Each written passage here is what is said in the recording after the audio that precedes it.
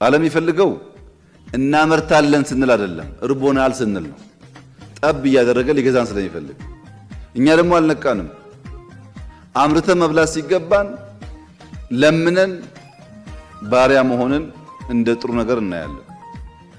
አፋሮች አንድ አባባል አላቸው። እንደ ፀሐይ ለማብራት እንደ ፀሐይ ማቃጠል አለብህ ይላል።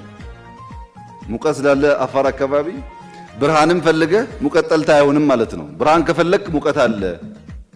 ብርሃኑ ተጠቅመህ ከሙቀት ደግሞ የምትድንበት አሰራር አለው። አፋር ራሱ እንዴት ሙቀት እንደሚከላከል፣ መቼ እንደሚወጣ፣ መቼ እንደሚቀመጥ፣ በስንት ሰዓት እንደሚሰራ ያውቃል። ቢኮዝ ብርሃንና ሙቀት አብሮ ስለሚመጡ